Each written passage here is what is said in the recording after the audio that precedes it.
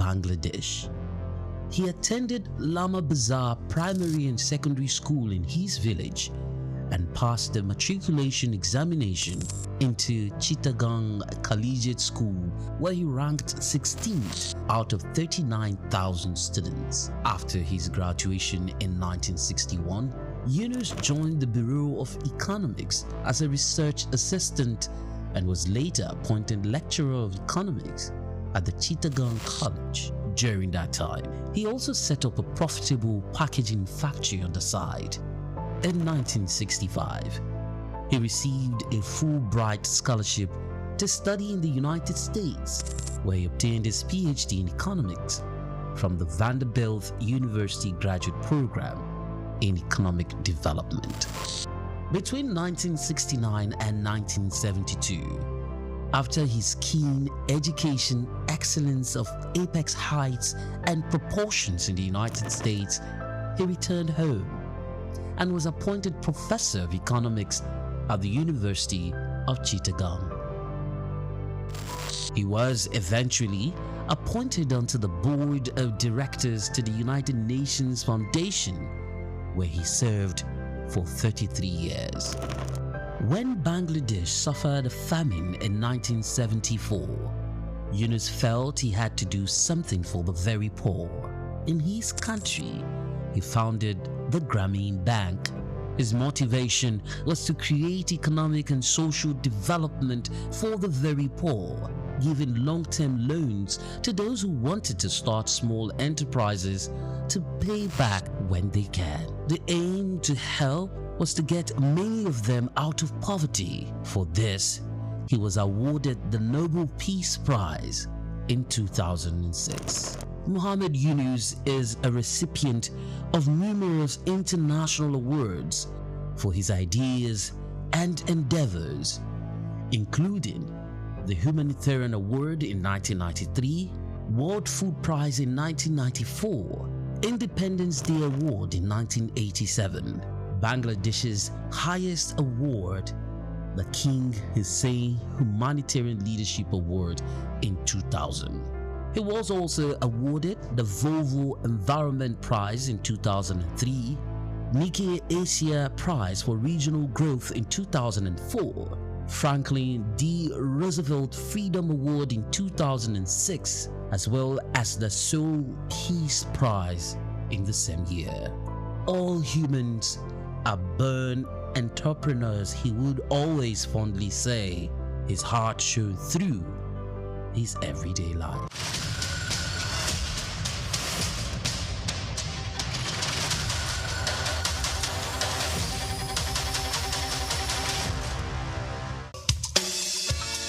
Fellow Nigerians, did you know that constituency and executive projects in your communities are not gifts from your legislators? They are projects sponsored by the legislators and funded by the federal government to improve your life and the lives of those around you. These projects belong to you. Without your vigilance, they might never be completed. Don't allow them to fade away into unfulfilled promises. Stand up, take ownership, monitor their progress, demand accountability, and report concerns to ICPC. Call our toll-free line now on 0800-2255-4272 or WhatsApp only on 0806-656-4726. This message is brought to you by the Independent Corrupt Practices and Other Related Offences Commission, ICPC, with support from MacArthur Foundation and the Center for Democracy and Development in Africa, CDD.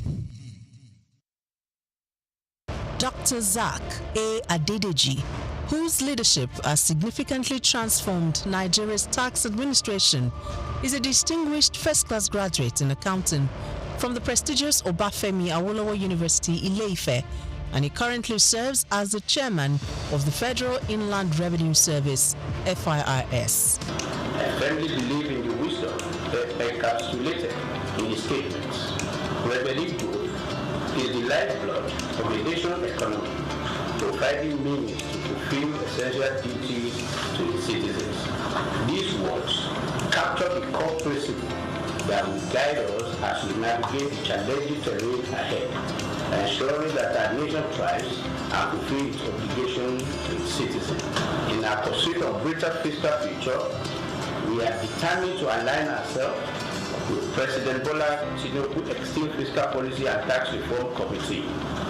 This collaboration will enable us to shape the prosperous fiscal landscape that will empower our nation's growth and development. Born on January 8, 1978 in Ogbomoso, Oyo State, Nigeria, Dr. Adedeji is an accomplished accountant and public officer with extensive expertise in corporate taxation and public finance. His journey in public service began in 2011 when he was appointed as Commissioner for Finance in Oyo State.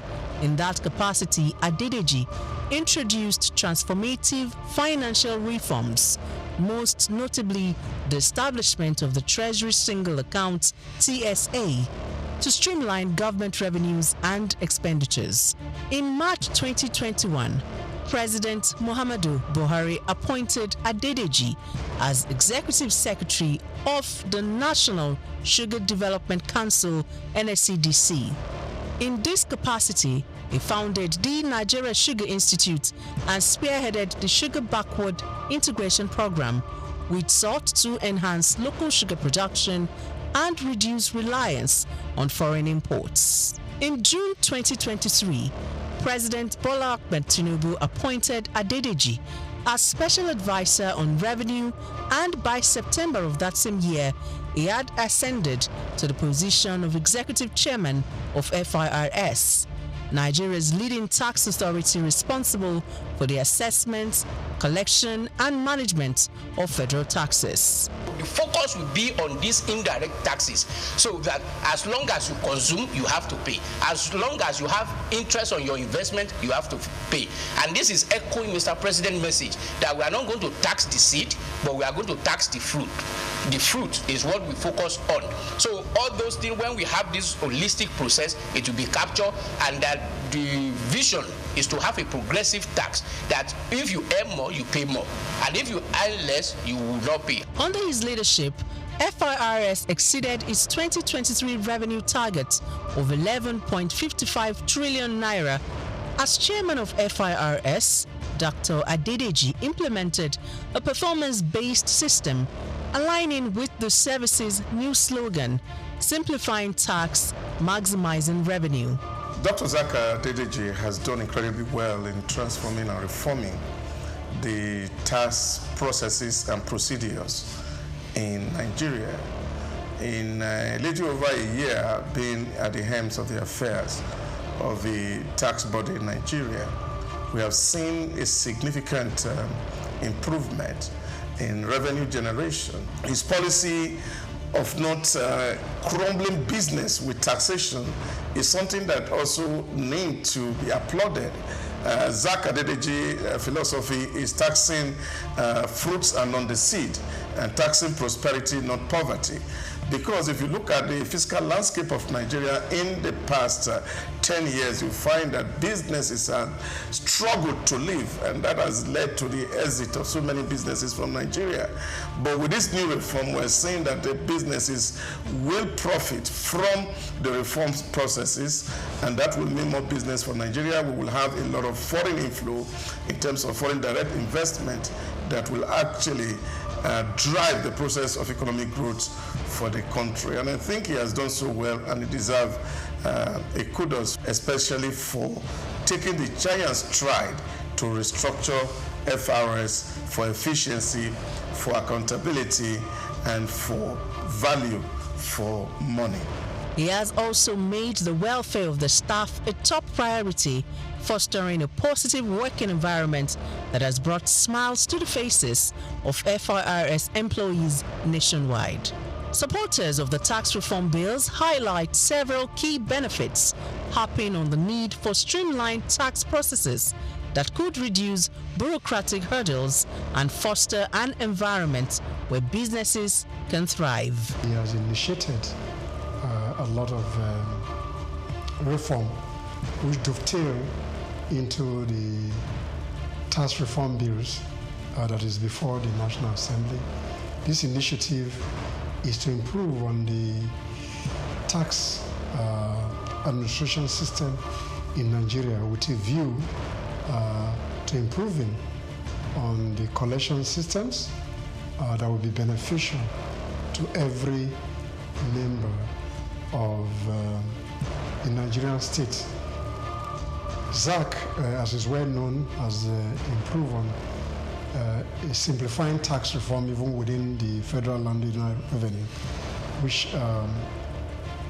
in no means has improved on tax administration, and he celebrated essentially for the core initiative of the tax reform.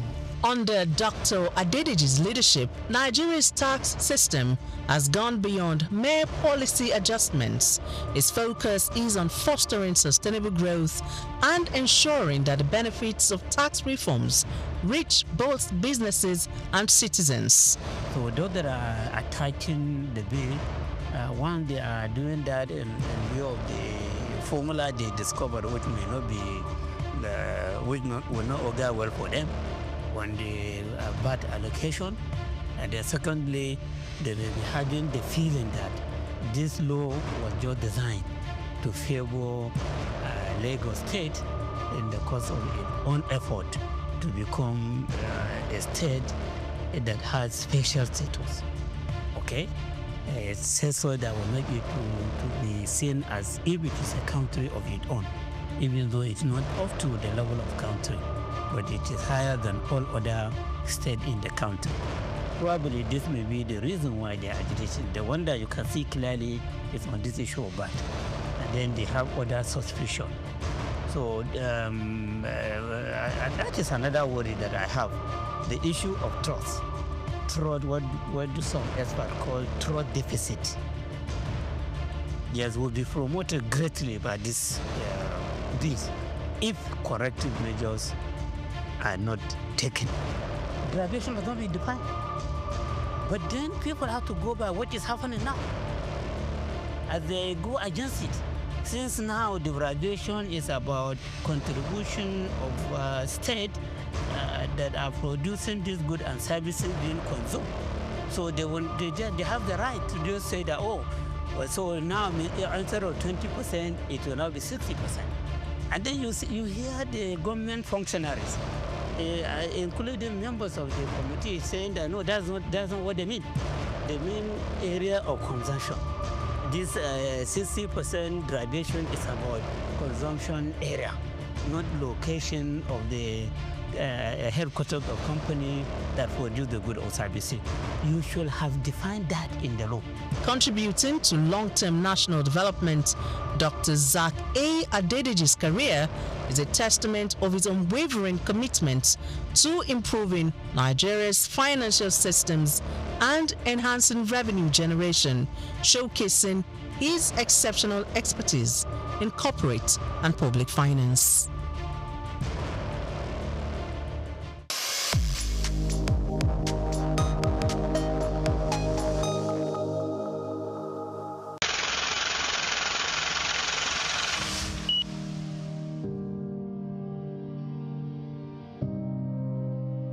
Wale Soyinka, born Akiwande Oluwole Babatunde Soyinka on July 13, 1934, in Abeokuta, Ogun State, southwest Nigeria, stands as one of Africa's most celebrated literary figures and a global icon of resistance against oppression. His life and works reflect an unwavering commitment to justice, culture, and the transformative power of art. Soyinka was born into a Yoruba family in colonial Nigeria, an environment that exposed him to both traditional African culture and Western education. His father, Samuel Ayodele Soyinka, was a school headmaster, while his mother, Grace Eniola Soyinka, was a devoted Anglican.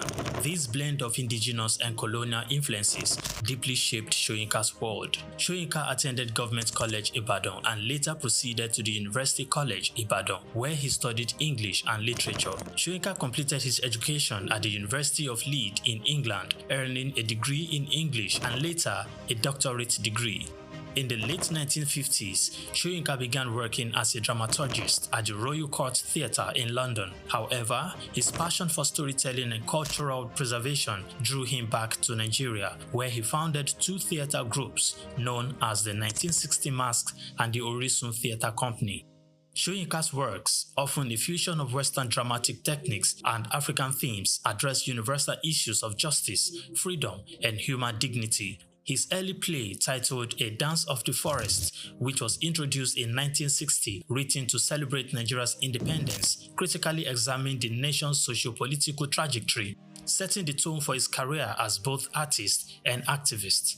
Soyinka's activism became more visible during Nigeria's post-independence years. In 1967, during the Nigerian Civil War, he called for a ceasefire between federal forces and Biafran separatists. This led to his arrest by the military government, and he spent 22 months in prison, where he wrote a short drama titled The Man Died, Prison Notes, a harrowing account of his imprisonment and a profound critique of authoritarianism.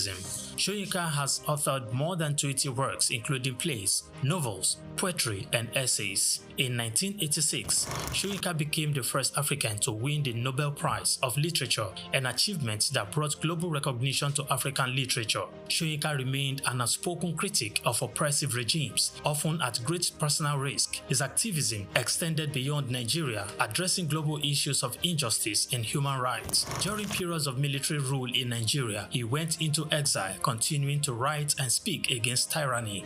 Today, Soyinka is celebrated not only as a literary giant, but also as a symbol of resilience and moral courage.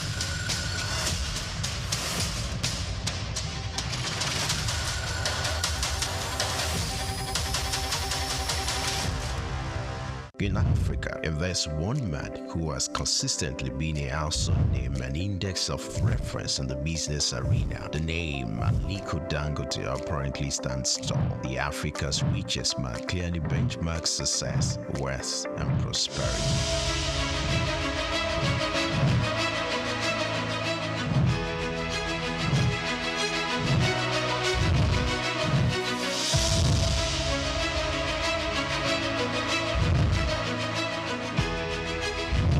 His unflinching love and passion for business are quite phenomenal. These can be traced to his background. Born in April 10, 1957 to Maria Sanusi Dantata and Mohammed Dangote, his maternal ancestors were prosperous caravan traders under British colonial rule, and his grandfather, Alhaji Sanusi Dantata, was a commodity trader. Dangote's grandfather was heavily involved in his upbringing and helped ignite his entrepreneurial spirit. For Dangote, one will ever assume his wealth was handed out or easily channeled, being an offspring of Dantata, but his success didn't come through daydreaming. Dangote complemented inherited fortune with deliberate hard work and innovation to pave his way to the top. Those who knew Dangote while growing up would not be surprised at his outstanding success. At age 8, Dangote uses pocket money to buy sweets, which he and others sell for a profit. Everything big in life starts from little.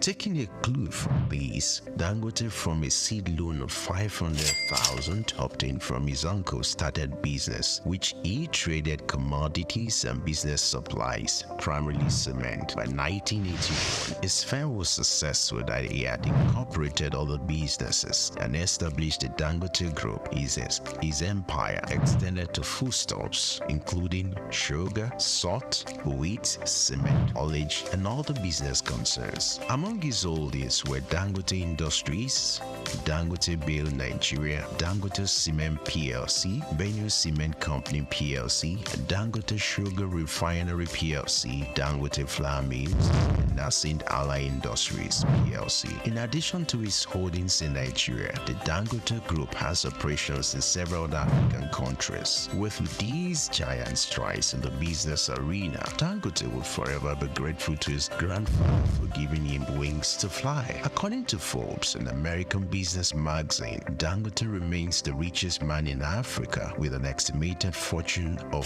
$13.9 billion. Dangote is one Nigeria, highly decorated with honors as well. His urine service and huge investment also got him both local and international recognitions. Like the Guardian Man of the Year in 2015, he won the 2016 African Business Leader Award organized released by the African American Institute, Dangote was cited as one of the top most influential Africans by the New African magazine in 2015, 2017, 2018, and 2019. He was recently conferred with the prestigious award of the National Order of the Lion by the President of Senegal. When it comes to breaking jinx, Dangote has it in full measures. He took his pioneering and jinx-breaking adventure to another dimension with the unveiling of the twin. Take Nigeria because it's the mind that needs to first of all be rebranded.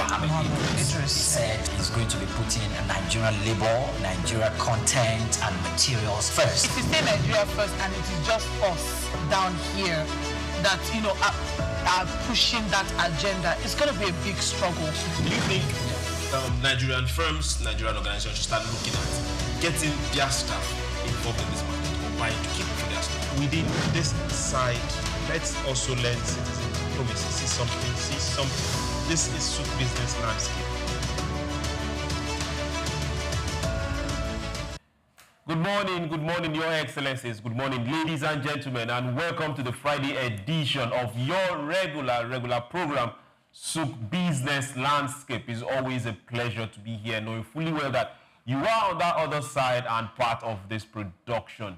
Thank you very much for being with us from Monday till the end of the work day. That's for those that work for the work days.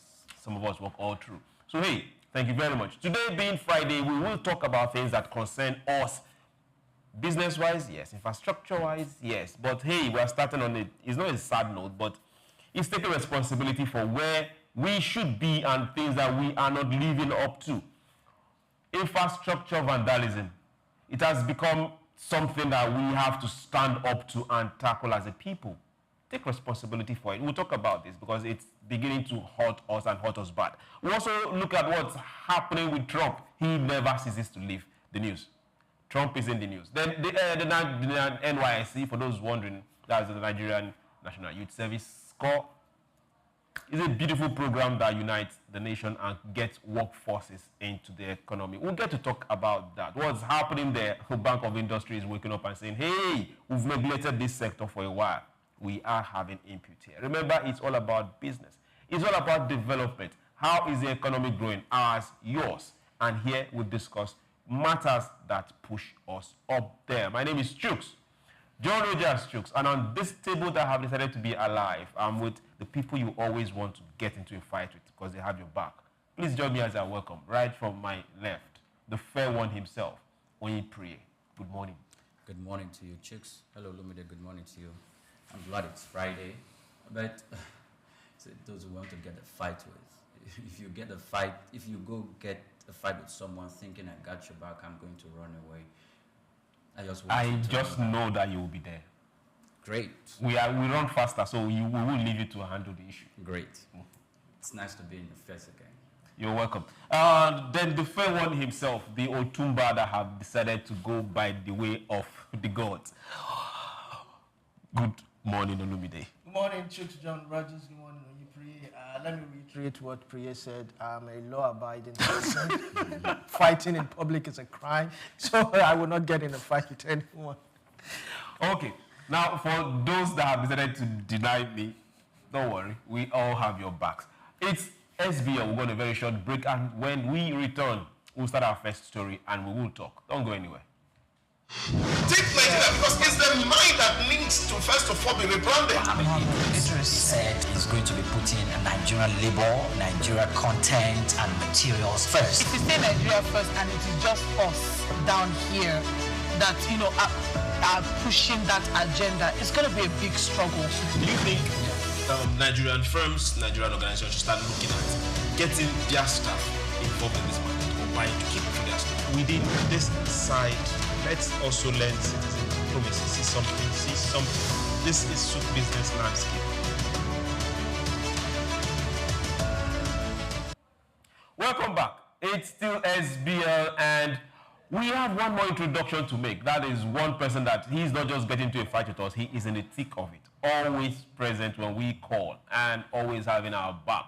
Please join me as I welcome all the way from the United States of America. He has decided to be here today and forgo his sleep Amin, Mukhtar Amin, good morning on this side and welcome to SBL. Good morning, good morning. I'm so happy to be here. Thank you very much. Thank you very much. It's our pleasure. Now, let's tell you this. Well, I won't say for free, but hey, it hurts our heart. Real infrastructure vandalism. That is where we are going to right now. Now, the Nigerian Railway Corporation, NRC, they have expressed concern over the growing vandalism of critical signaling equipment along the Lagos-Ibadan standard gauge corridor, particularly between Agege and Agbado stations.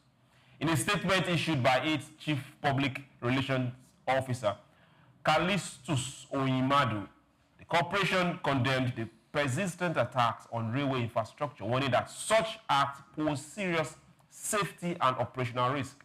The warning follows a recent report by the Nigeria Safety Investigation Bureau on the Abuja-Kaduna train accident, which also highlighted the worsening state of railway facilities across key corridors.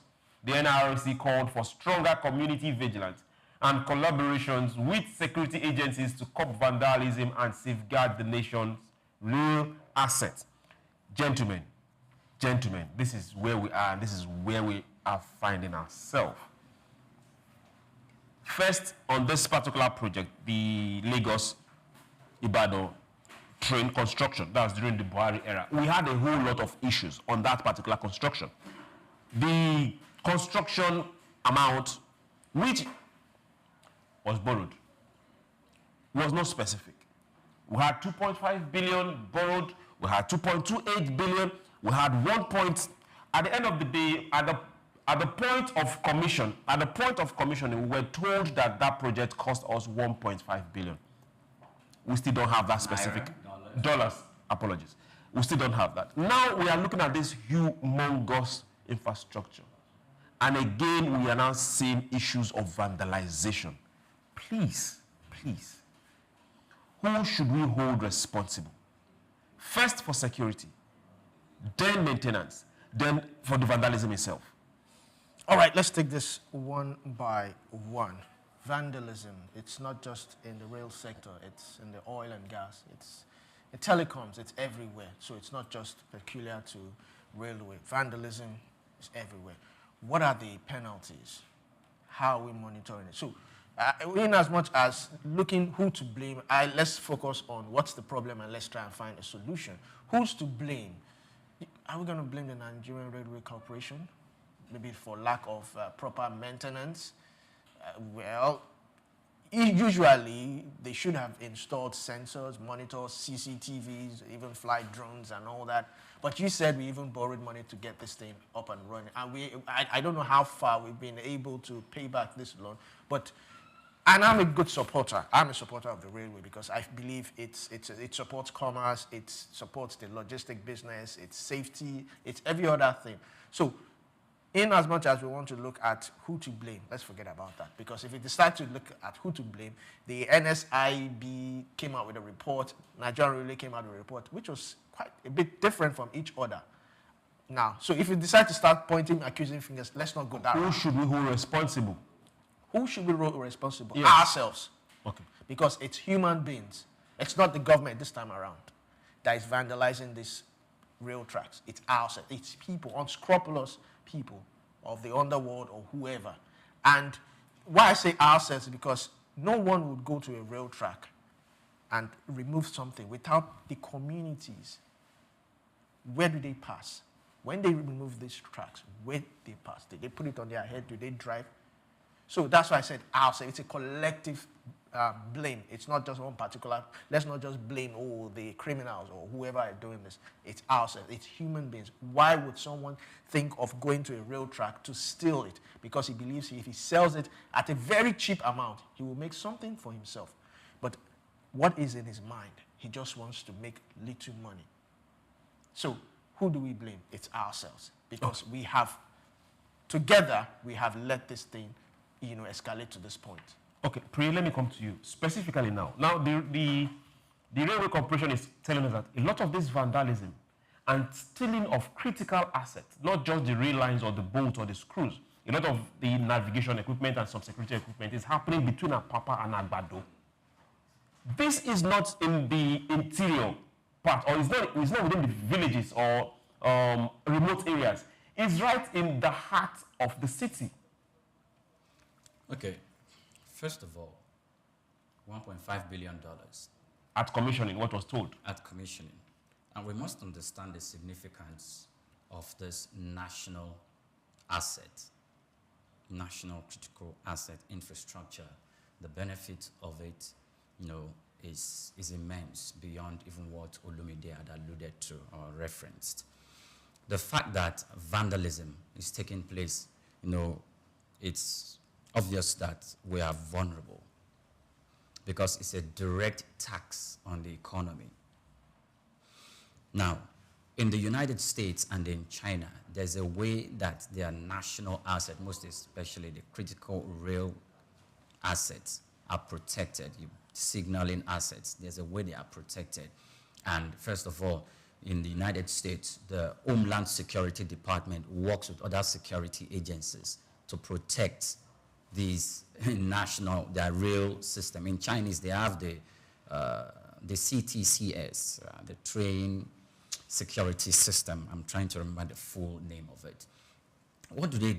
They install perimeter fencing physically to this rail system and make it very, very difficult for these criminals and vandals to access.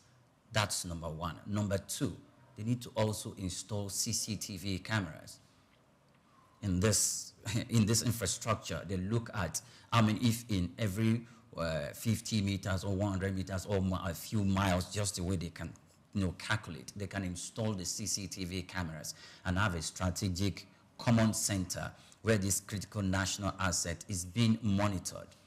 If we do not do this, then we drive about $2 billion or $1.5 billion to invest in critical national asset like this without providing security measures to keep them in place. Then it's as if we're pouring water into basket. This is not the first time it's happening. From what you've seen is that what the rail system that happened, the rail accident rather, that happened recently in Abuja, between Kaduna and Abuja, they were insinuating, one party was saying, there were vandals at work. The other party was saying, no, there's no vandals. And we know this back and forth, we cannot continue to defend ourselves with this back and forth. We just need to, do we have security systems in place? Do we have patrol guards? And if our railway tracks are going to be going through some places where people don't inhabit, then it will also take us back to the Forex Rangers security that has been proposed earlier, of which it has been said before that we used to have the Forex Rangers that watches and guards over the Nigerian or each state's forests. If we can have those, their jobs can be extended to even protecting the railway system that will pass through such places where the eyes cannot see, to consolidate the CCTV and technological equipment that we must have set in place to guard them. Because if not, I tell you, every 6 months, every 3 months, we'll be having accidents like this. And these vandals, they are not doing it because they are hungry. They are not doing it because there's no job. They are not doing it because they are starving. This is security, endangering the security and lives and the economy of the nation. And it's a direct target at the government and the people of Nigeria. Okay. So we must put this in check. We must be very, very decisive, as if we are fighting the battle of terrorism. Okay, fighting battle of terrorism. Okay. I'd like to add to that. You said CCTV. I would say launch a community-based vigilante. You've always preached ownership, and I think this is where ownership comes in. You can't just walk into a market to steal something. They would lynch you, because why? People have investment. They see it as their own, so they protect it. Even when trucks go into various markets or places to demolish, they can't go there without people putting up a fight. That sense of ownership. So we need to develop some form of community-based vigilantes to protect these national assets. That's one way to go. And also maybe harsher penalties for these vandals. Okay. Amin, I'm coming to you now, and we want to hear you speak. What do you think we can do differently to stop this kind of events occurring and just stop this kind of stories? While I agree with the ideas of the two gentlemen there, they were very, very spot on.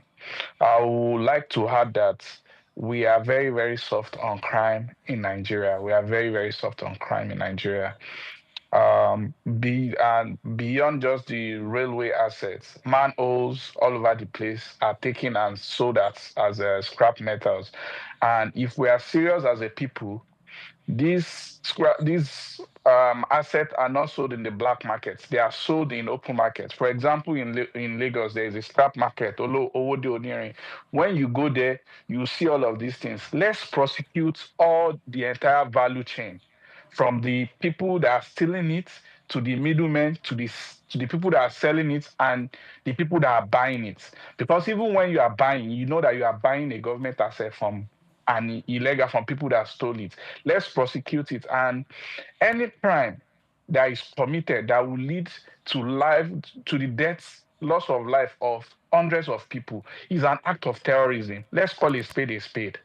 If they are going to be terrorist attack, it won't kill more than 100, 200 people, which is about an average passenger of a train coach. So let's treat these people like terrorists. And we like to paint everything with the brush of poverty. People are hungry. In Lagos, for example, we have a problem of flooding, and plastic waste is a major cause of this problem. People that are selling national assets as scrap metal, let them go into recycling and sell and clear our waterways of the plastic waste and make money off of it. Our whole ocean is filled with plastic waste. They can go there and pick up this plastic and convert it to money if they are truly hungry and if it's poverty. But we need to prosecute. If we start prosecuting, this crime is going to reduce by about 80% when people know that there is real punishment and we treat them like terrorists that they are. Because the other day in Kaduna, only God knows the official, the real figure of the people that died in the when the train went off track. And this is going to happen again if care is not taken. So, and yeah, while monitoring is important, we need to start prosecuting too. Thank you. Let's now put our satellite on the Nigerian Railway Corporation itself. For months back, okay, let's go on a very short break. When we return, we'll continue this same conversation. Don't go anywhere.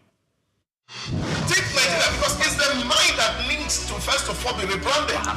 Idris said he's going to be putting Nigerian labor, Nigeria content and materials first. If you say Nigeria first and it is just us down here that, are pushing that agenda, it's going to be a big struggle. Do you think Nigerian firms, Nigerian organizations should start looking at getting their staff involved in this market or buying to keep for their staff? Within this side, let's also learn citizen diplomacy. See something. This is Souq business landscape. From Dubai to Lagos, Nigeria, and across the globe, Souq TV is your #1 station focusing on business, economy, and development. With global digital reach, we connect Africa's pulse to the world stage. Welcome to Souq Television, and here we go beyond the headlines. From breaking news, in-depth conversational programs, to market analysis and indices. From policies affecting growth to unique documentaries, from live event coverage to bespoke productions, we deliver content that connects you to the world. At Souq Television, we provide news surrounding business, economy, and development, infomercials and jingles that stand out, short and long-form documentaries crafted to international standards, independent production spaces with full technical support, special coverage for individual and corporate events, a special form of documentaries through our prestige package, Immortals, where we tell your story the way you'd love it, and business support services tailored for small enterprises.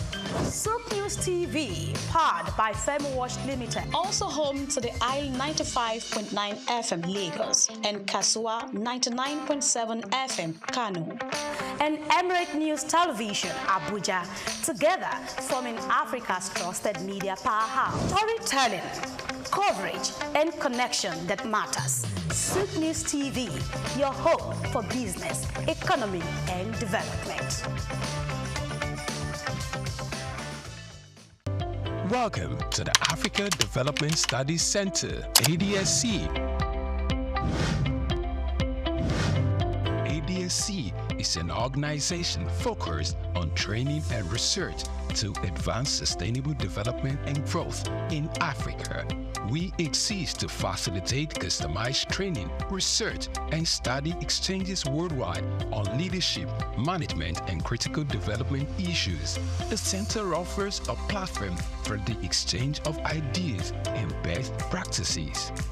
Our comprehensive services encompass research, consultancy, capacity building, training, and education programs, as well as publishing and disseminating development-related knowledge. Our faculty consists of experts and researchers with extensive experience in policy formulation, implementation techniques, and monitoring and evaluation. Our methodology involves talks, individual and group exercises, games, video screenings, and discussion seminar sessions in a cozy atmosphere, making learning enjoyable for our participants. For more information, email us at info@adstudiescenter.com or call +234 912 039 2362. Visit our website at www.adstudiescenter.com to learn more about our programs and upcoming events. Africa Development Studies Center, rethinking development for Africa.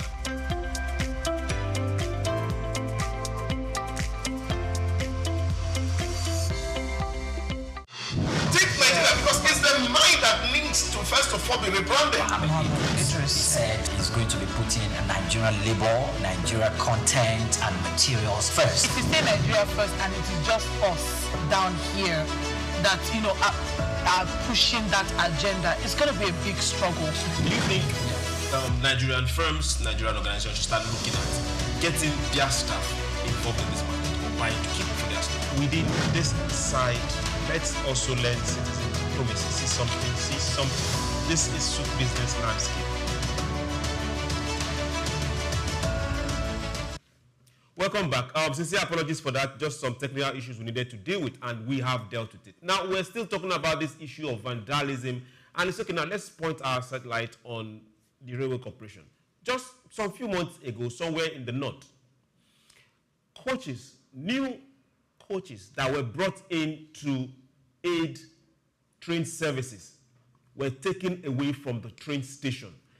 And thanks to some security and some policemen, they were stopped because they've been loaded on trailer beds and were already on the way out. And nobody could account for who signed, who took, and where it was going to. I mean, I'm coming back to you on this now. At this point in time, you said something about we taking punitive measures and taking it serious. Who should be fired first, and who should be arrested?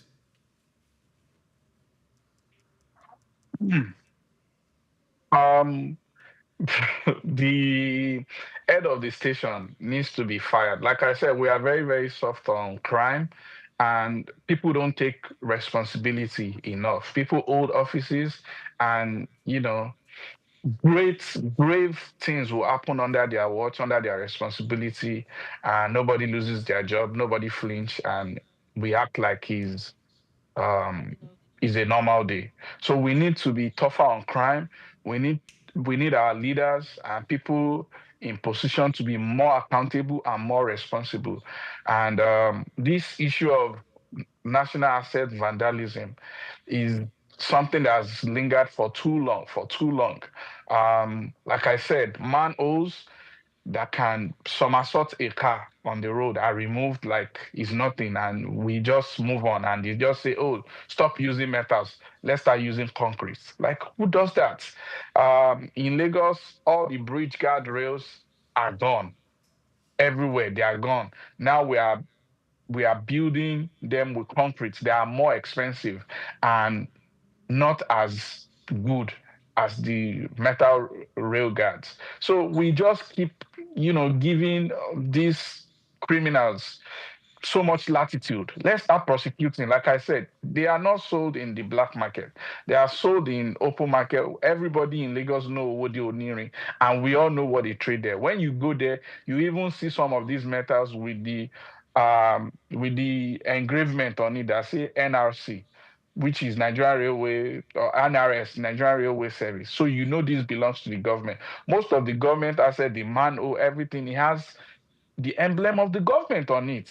It can't be removed. It's written. That's the way it's made, because it's specifically made for the government. So you can see and you can know that that is not a government office. So let's prosecute the whole value chain. The people that are, like I said, the people that are stealing it, the middlemen, the people that are selling, and the people that are buying. So if there's no market for it, it's going to stop. But while monitoring is very, very important, let's end the business. And if it's for the, let's end the business. Okay, I am 100% with you. Let's end the business, because if we need to grow, then we need to be deliberate about it. Now let's talk about ending crime and getting to more positive news. Now this has to do with the economy and BOI and NYSC members. The Bank of Industry, BOI, has launched a $2 billion, I said again, $2 billion entrepreneurship program for members of the National Youth Service Corps, aimed at tackling unemployment and supporting youth-led enterprises across Nigeria. BOI Managing Director Dr. Oluwasepe Olusi announced the initiative, tagged the BOI NYSC Entrepreneurship Program. During its launch in Abuja, he said the scheme will allow 7 corps members to access loans up to 5 million naira each at a single-digit interest rate of 9% per annum. Olusi explained that the initiative is part of BOI's broader strategy to promote innovation, job creation, and economic growth among young Nigerians. He added that beneficiaries will also receive business training and mentorship to improve the success rate of funded ventures, positioning youth entrepreneurship as a key driver of Nigeria's long-term economic diversification. Now, I will get to ask the question, why was this program not there when I served? It's all good. For a very long time, gentlemen on this table, for a very long time, we have looked away from the teeming number of graduating youths that hit the NYSC camp, both pre and post-graduation. A lot of ideas, a lot of possibilities we've let rot because they could not access needed funds to bring their ideas or their business to life. True. Now we are having this, no matter how long, they say when one wakes up, it's his morning. Now we are having this. Do we see this initiative as coming at the right time? And is it something that is going to reduce the amount of people getting into the job market at every passing out parade of NYSC? It's a good initiative. It's actually good. It's a way of reducing the number of unemployed graduates so that some can go into entrepreneurship, some can, if they want to further study or do any other thing, it's a good, welcome idea. But then again, it's about up to 5 million naira. Yes, right? 5 million, yes. At 9% interest rate. So what is the possibility that you will be able to pay back that money, given the fact that you get a job, now, we still have NEL fund that we're still asking that, what is the possibility that you will get a job after service? Now, you're even given a loan during service. Now, hope you know the loan is not for everybody. Yes, it's not for everybody. Yes. So what is that possibility?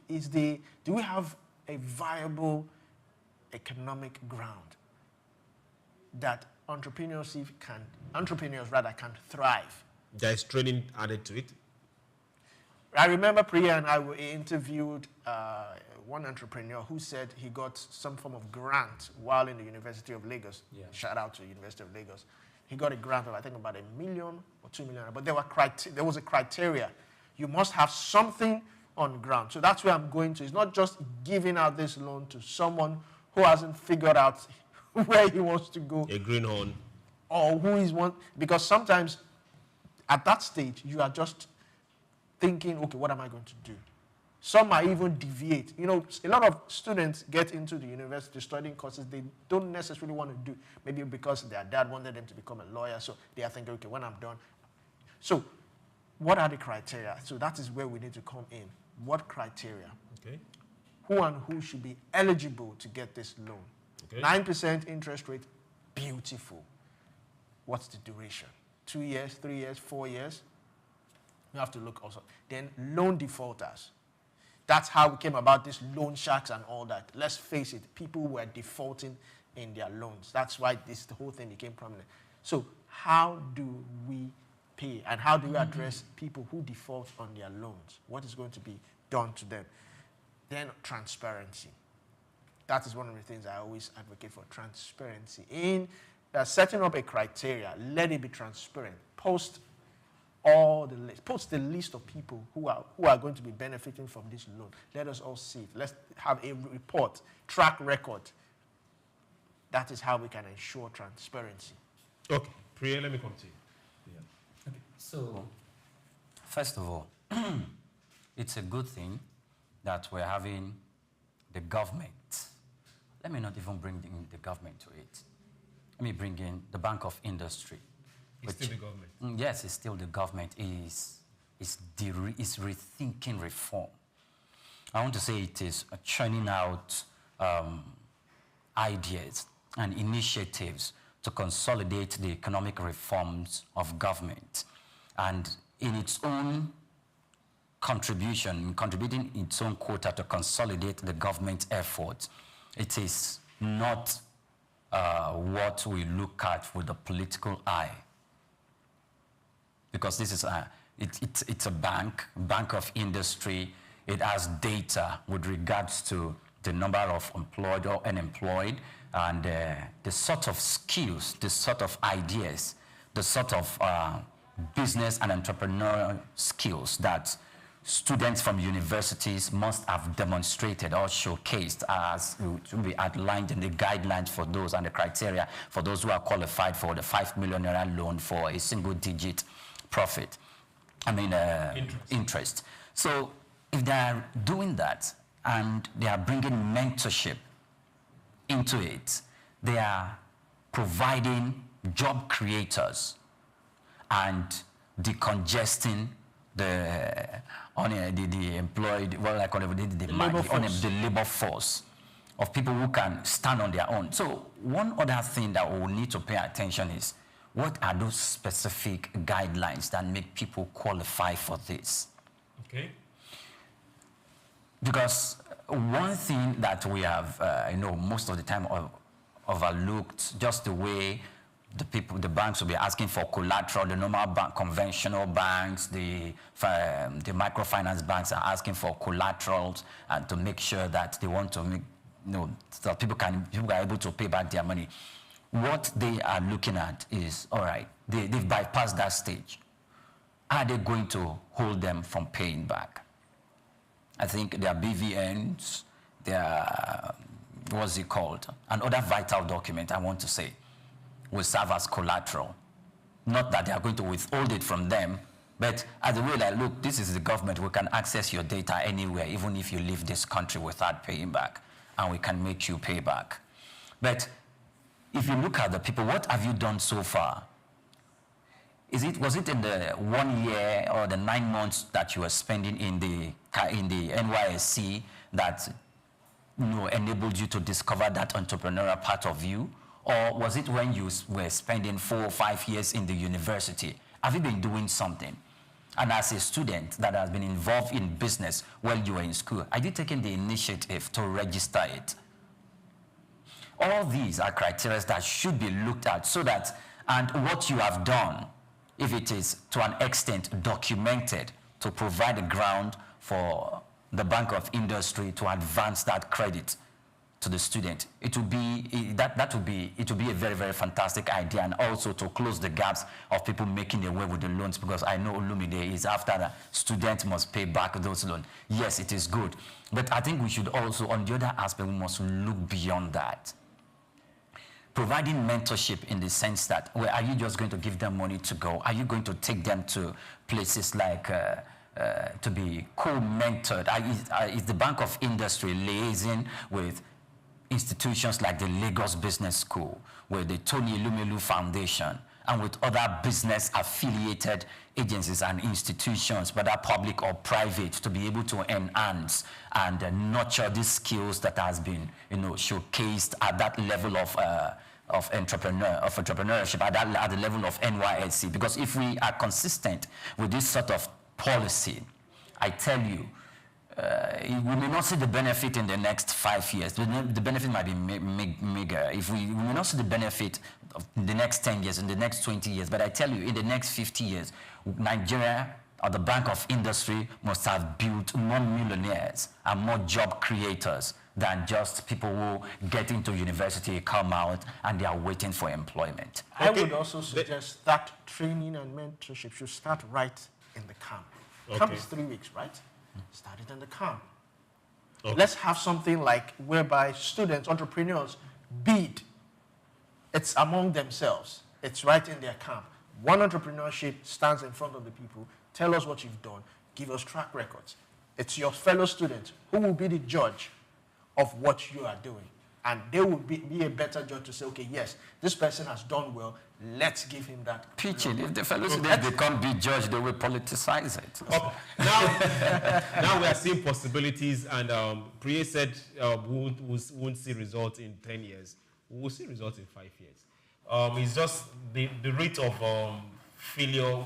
The bank will also be able to monitor that, and rate of success, they will be able to monitor that and fashion out better ways of getting people that... I'm talking about the cumulative of building millionaires in 20, 25, 30 They are millionaires years. already. We should be talking of billionaires, because you are giving them a loan. Oh, they are not millionaires. That's a loan. It's not their money. It's a loan. It's the business money. It's the business's money. So they are entity. The business is a different entity. Yeah, so they are a different entity as well.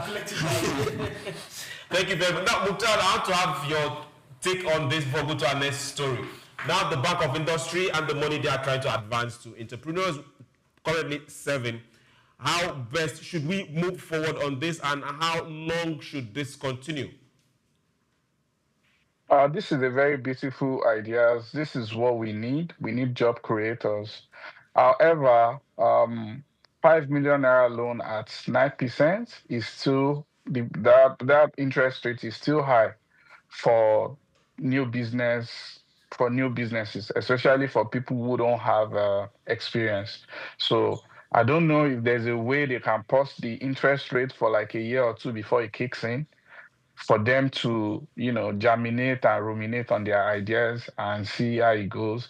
And to be honest, if I'm going to be blunt, I'll say this kind of loan should only be given to people that have a proof of concept, meaning somebody that is already doing something and can show that, okay, this is what I've been doing. And this is not far-fetched. A lot of the entrepreneurs will tell you that they started their business in university, even before they graduated. So if there are people that have been doing things on campus and is documented, this is another way to get our young people to register their company under the government, so that, if I know that if I register my company and I have some form of data, I can get some grants in the NYSC, and eventually I can start paying taxes too when I make money. So for people that are very green, that are very new to business, I would suggest the government should just give them grants. It does not have to be 5 million, it can be $1 million or $2 million. That is just grants, free money to go and experiment with.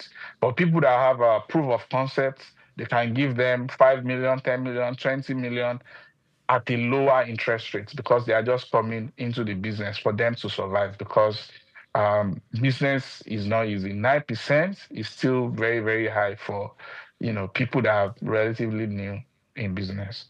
Okay, thank you very much, Mukhtar. I also wanted to ask, because I've been doing a bit of brain racking. Okay. So when will the commencement of the loan be? Because usually... Of repayment? Yes, of repayment. Because usually after camp, you're supposed to be posted to your place of primary assignment where you're supposed to be focused at your assignment, probably in a school teaching for the medical students in a primary health center. So when would that afford you the time to do your personal business? So when will is it after NYSC program? Okay. That you Post-NYSC? Post-NYSC. Okay. And we have to be very careful. Otherwise, we'll have creditors running after debtors all over the place. And, well, it's a whole lot. Now, these are issues I think the Bank of Industry must also have thought out. And we'll get a lot on this particular information. This just broke from a few days back. So we'll get more information on this. If possible, speak with the MD of BOI and we'll get back to you because we need to see things happen. Let's tell you what's happening across the borders, within our borders, and it has to do with safety. Custom, they have come out to tell us directly. Nigeria Customs Service has dismantled a major trans-border smuggling syndicate operating along the SEME border axis of Lagos State. The group has reportedly involved in trafficking expired rice, flour, vehicle, and other banned products into the country before being intercepted by officers of the SEME command. Goods valued at over 1 billion naira were recovered during the operation. Speaking while displaying the seized items to journalists, the area controller of SEME Command, Controller Wale Adenuga, said the breakthrough followed weeks of intelligence gathering and surveillance. He added that the smugglers attempted to evade arrest but were overpowered by custom operatives. Adenuga commended his officers for their dedication and warned smugglers to desist from illegal trade. He reaffirmed the NCS commitment to protecting Nigeria's borders and ensuring that only safe and authorized goods are allowed into the country. $1 billion worth of seized goods. Which would manifest into probably trillions of... These are the ones that were seized. Now, let's also look at the customs. Yes, good. Thank you very much for the good work. Now, to this particular people, the syndicate that are operating here, what should be done? Because most likely, those that will be caught are the foot soldiers. There are people on top that give directions. These are people's businesses. How do we track from this foot soldier to the men on top? Smuggling is not just something we're experiencing today. It has been quite a while. There was a time a plane was loaded with ammunition and the story broke, and I don't know where the investigation led, which is the question you're asking. How do we get the big fish? How do we leave the small fish and go after the big fish? Most of the time, when this news breaks, it breaks probably for some sensational or probably to just let the people be aware that, okay, this is what we are doing. But we don't get to the nitty-gritty of this investigation because there's someone sitting somewhere who is pumping money into this business. And if this business is not moving well, they will be pumping as much as 1 billion into it. So I believe that the investigation should not just stop from here. It should continue. We need to get to the real people. Who are these people? The NCS, the Nigeria Customs Service, need to invest in tech tools. They need to have CCTVs, drones. They need to invest in a whole lot because I remember from late President Muhammadu Buhari said, I mean, we can't man all our borders, but that is where technology comes in. CCTVs, drones, interagency cooperation, partner with neighboring countries, set up some sort of a community intelligence network. These smugglers, they have their roots. They move in between communities, and community dwellers see them. So you have to partner with them. Also, I would also advise that you find some sort of incentive for these custom agents. I'm not saying they are colluding, but give them some incentive because what they are doing is actually risky business. It's not something because these smugglers, they know they are going to encounter some form of resistance, so they come well prepared. So these custom agents also have to be well prepared to protect themselves too. So these are some of the things that I feel that we can actually, do. Okay. Now, there's a line in your statement that you made that the ex-president said we can't man on our borders. In quote. We will completely disagree on that. Okay. Because there are some borders that is just a gutter. Your job is to protect the sovereignty of our nation. True. So you can't come and tell us you don't know how to do your job. No. Like, no. Now, how do we get to the big fish, like he said? Okay. Not just the food soldiers or the sales goods. All right. Most of our processes needs to be digitized. And it's a normal thing for custom officers who are normally stationed in the borders, either in SEME border, Badagry, Cameroon, Bekasi area.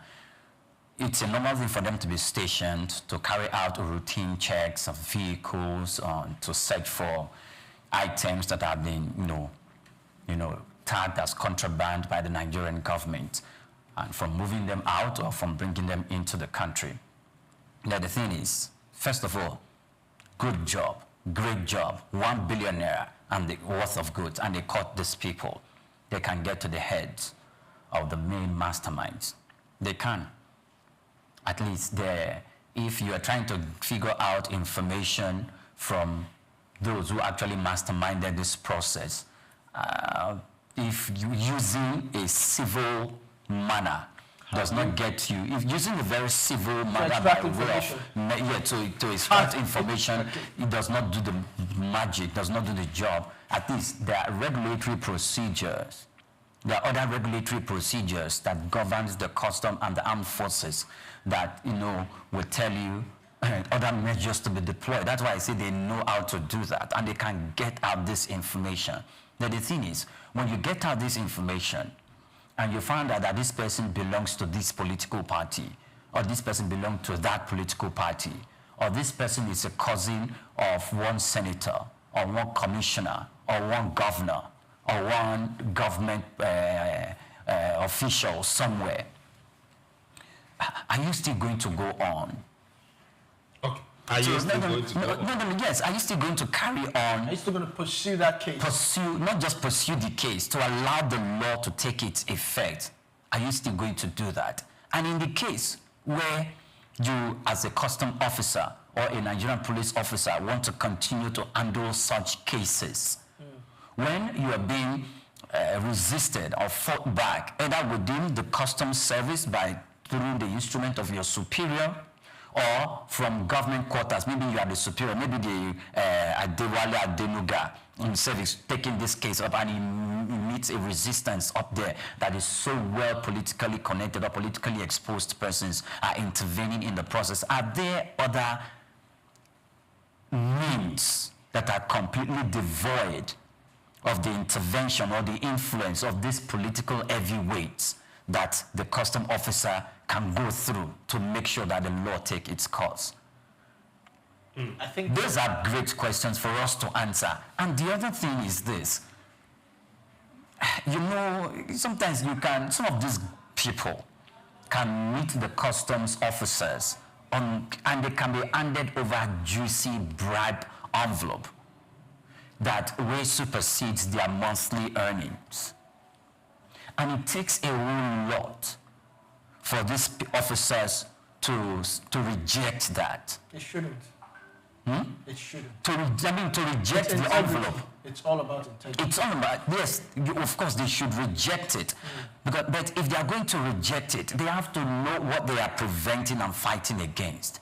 They have to be aware and be enlightened and be educated that, look, it does not really based on your salary. Yes, we are paying you, and the government will do its best to review the process to increase the salary and to provide other necessary perks that come. But we want you to know that if you stop this, you are actually saving the local industries a lot. If you stop this, you are preventing people from dying unnecessarily, from feasting on contaminated products. If you stop this package from moving into your country or getting out of your country, you are inadvertently saving 100 lives. They need to be educated. They need to be orientated all the time, to the extent that it will dawn on them, because these are national values that shouldn't be only taught in the civil service. No, the civil service have their own baggage too, but it shouldn't be only taught in the civil service. But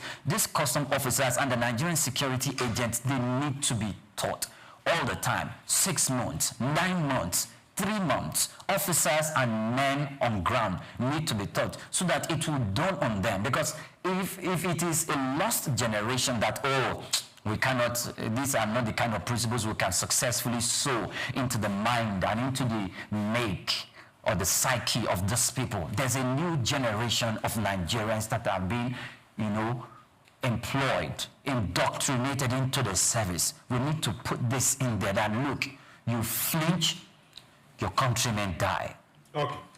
Why we try to avoid, yes. Add to that. Like I said, man the borders, bring in technology, scanners, scan everything. Scan everything. What about fencing? Fencing with CCTVs, with scanners. Okay. Mukhtar, I'm coming to you now, and we really are very concerned about the big fish. These foot soldiers that are arrested are the ones that cross the border, try to do the smuggling, the drivers, the protectors, the henchmen. But the real people that are really paying for these things and organizing this business, we don't ever get to hear or see them. How do we arrest them? It's very, very simple to arrest them. We just follow the money. Just follow the money. Simple. Just follow the money. Very, very simple. There's an investigative journalist in this country that went to SEME border and pretended to be a smuggler. He approached the custom officers and he spoke to the border villagers. The documentary is on YouTube, is on everywhere. He made headline, but that was the end of it. Names were mentioned in that documentary. Is a very, very, very, very enlightening documentary. Nothing was done. So we are not ready. And you see, our illegal smuggling as a parallel line to our bad economy, unemployment, and insecurity, because most of the harms that are used in kidnapping, in banditry, in terrorism are crossed through the border illegally. Beyond that, all our industries are killed because of goods coming in through the border. Goods that are coming in that are not, there's no custom duties on them, because these custom duties, beyond just generating revenue for the government, they are meant to protect our local industry so that the imported goods are not too cheaper than what we are producing. So if for example, if we have a strong border, you see how many industries that are going to spring up. You see how many investors that are going to come into this country to produce those goods that we depend on the smuggled ones. So we need to take it serious. We need to do sensitization, talk to these custom officers, how what they are doing affects the life of them and their family, apart from endangering their lives. Their kids, they are struggling for jobs. It's lack of industries. Lack of industries is because we import everything and a lot of things come in through the border. Okay, so, thank you very serious. Much, Mukhtar. We just follow the money. Okay. Mukhtar is directly giving us solutions that are well doable.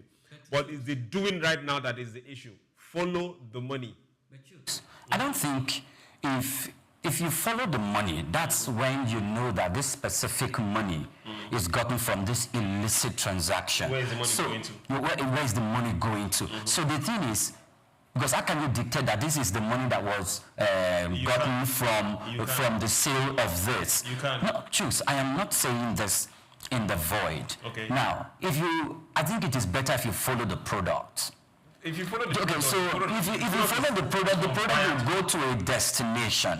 The product will go to a destination. So I think if you get, the owner is not going to be there, but you follow the product to the latter. Because if you were to follow the money, most of the times these goods are traded in black markets. And when they are traded in black markets, they use a different unconventional, or let's say means that we have turned conventional, either through bank apps or through the cryptocurrency, the digital asset and money for us to transact in these businesses. So you want to know, okay, if 3 billion naira is being transacted from a certain quarter, for what was sold? What was sold? Is it contraband? Is it from ammunition?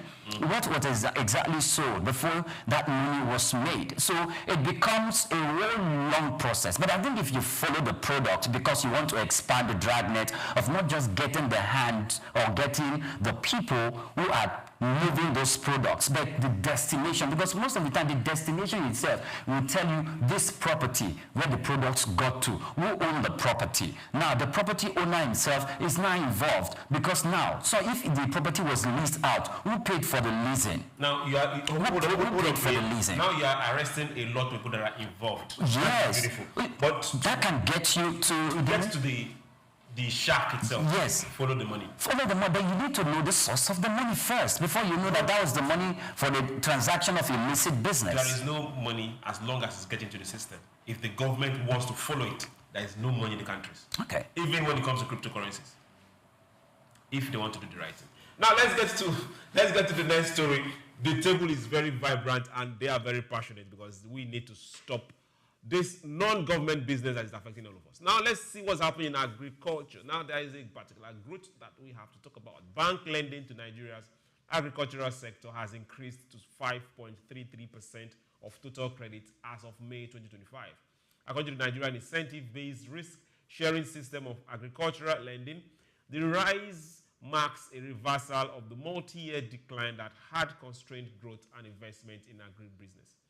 This improvement comes after agriculture's share of bank lending dropped steadily from 6.18 in 2022 to 4.82 in 2024, a period marked by economic headwinds, security challenges, and banks' growing risk aversion. The new figure suggests a cautious return of financial institutions to the sector. Analysts attribute the rebound to government-backed credit guarantees and renewed confidence in policy reforms aimed at de-risking agricultural finance. Okay, let's come to this table right now.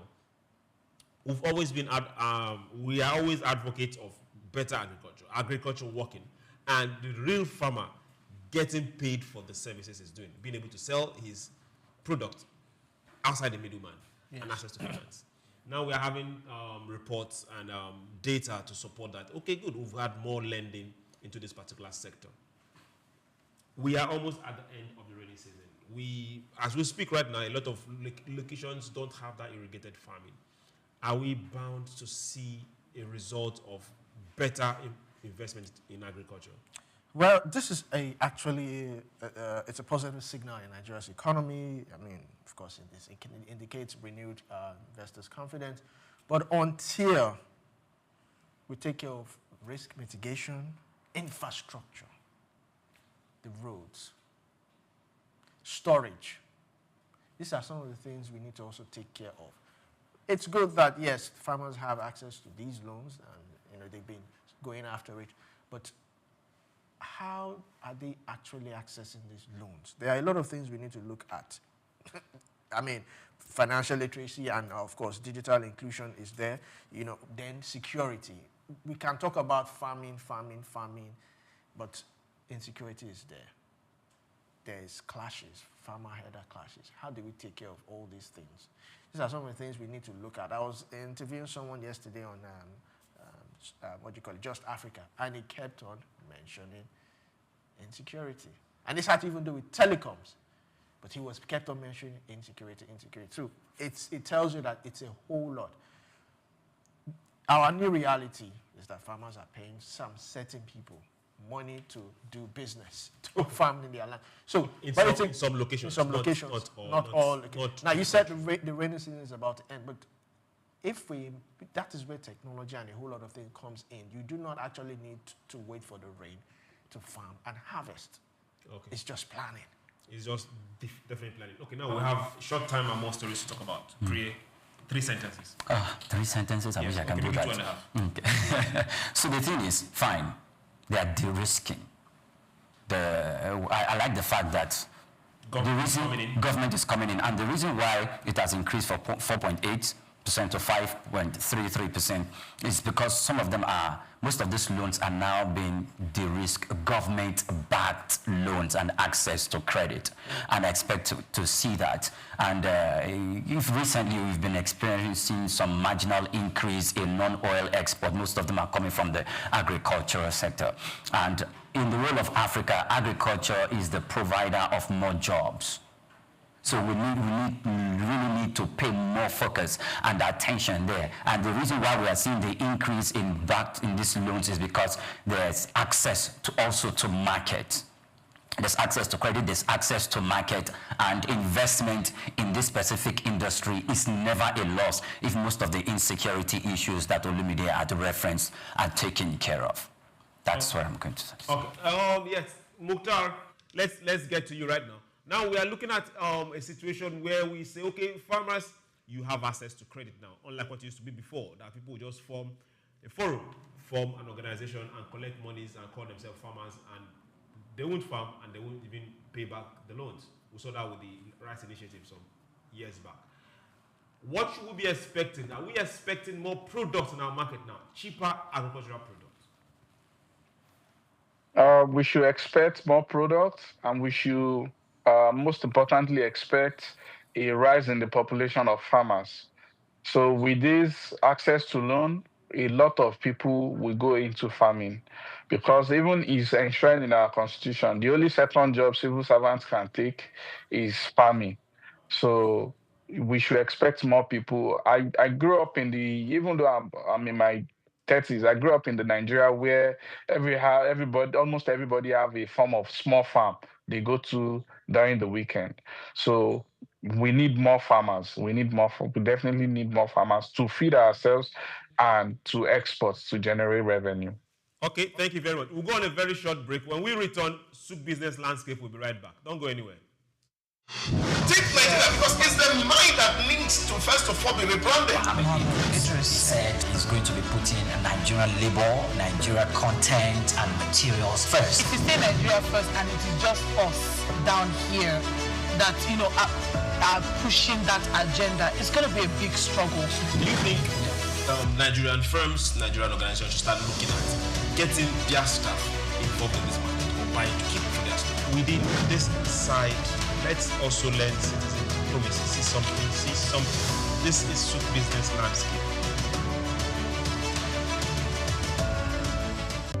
Welcome to the Africa Development Studies Center, ADSC.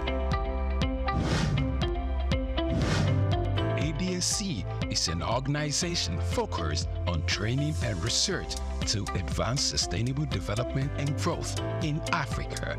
We exist to facilitate customized training, research, and study exchanges worldwide on leadership, management, and critical development issues. The center offers a platform for the exchange of ideas and best practices. Our comprehensive services encompass research, consultancy, capacity building, training, and education programs, as well as publishing and disseminating development-related knowledge. Our faculty consists of experts and researchers with extensive experience in policy formulation, implementation techniques, and monitoring and evaluation. Our methodology involves talks, individual and group exercises, games, video screenings, and discussion seminar sessions in a cozy atmosphere, making learning enjoyable for our participants. For more information, email us at info@adstudiecenter.com or call +234 912 039 2362. Visit our website at www.adstudiecenter.com to learn more about our programs and upcoming events. Africa Development Studies Center, rethinking development for Africa.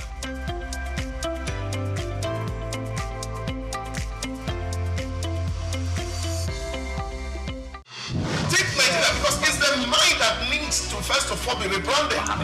Idris said he's going to be putting Nigerian labor, Nigeria content and materials first. If you say Nigeria first and it is just us down here that, are pushing that agenda, it's going to be a big struggle. Do you think Nigerian firms, Nigerian organizations should start looking at getting their staff involved in this market or buying to keep for their staff? Within this side, let's also learn citizen diplomacy. See something. This is Souq business landscape. Welcome back. We're still here on SBL, Souq business landscape. Remember, join us in this conversation, follow us, and we will follow you. It's Souq News Television on all platforms. Just go out there, click on follow and share. Tell your neighbor, your friends, your co-workers to share, to follow. Let's get communicating. Now, for those that are wondering, some days back, about 7 days plus, we had this particular notice, serving and demolition that happened at the Lagos State Trade Fair Complex. A lot of come, go, a lot of ups, downs, a lot of for, against, a lot of words have been traded on that particular issue. Now, the Lagos State government has issued a 2-week ultimatum to developers and occupants of the unapproved buildings at the Trade Fair Complex. Take Nigeria because it's the mind that needs to first of all be rebranded. Idris said he's going to be putting Nigerian labor, Nigeria content and materials first. If you say Nigeria first and it is just us down here that, are pushing that agenda, it's going to be a big struggle. Do you think Nigerian firms, Nigerian organizations should start looking at getting their staff involved in this market or buying to keep for their staff? Within this side, let's also learn citizen diplomacy. See something. This is Souq business landscape. Muhammad Yunus was born on the 28th of June 1940 in the village of Batwa, Chittagong, a British Indian colony which is currently known as Bangladesh. He attended Lama Bazar Primary and Secondary School in his village and passed the matriculation examination into Chittagong Collegiate School, where he ranked 16th out of 39,000 students. After his graduation in 1961, Yunus joined the Bureau of Economics as a research assistant and was later appointed lecturer of economics at the Chittagong College. During that time, he also set up a profitable packaging factory on the side. In 1965, he received a Fulbright scholarship to study in the United States, where he obtained his PhD in economics from the Vanderbilt University Graduate Program in Economic Development. Between 1969 and 1972, after his keen education, excellence of apex heights and proportions in the United States, he returned home. Take Nigeria because it's the mind that needs to first of all be rebranded. Idris said he's going to be putting Nigerian labor, Nigeria content and materials first. If you say Nigeria first and it is just us down here that, are pushing that agenda, it's going to be a big struggle.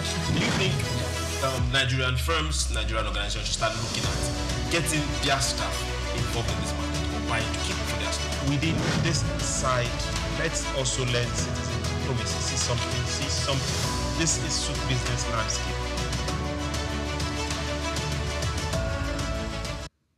Welcome back. Now, the Lagos State government has issued a 2-week ultimatum to developers and occupants of unapproved buildings at the Trade Fair Complex to regularize their structures. Authorities warned that failure to comply within the given time frame will result in strict enforcement actions. This directive aims to address the challenges posed by unauthorized construction which undermine urban planning and safety regulations in the state.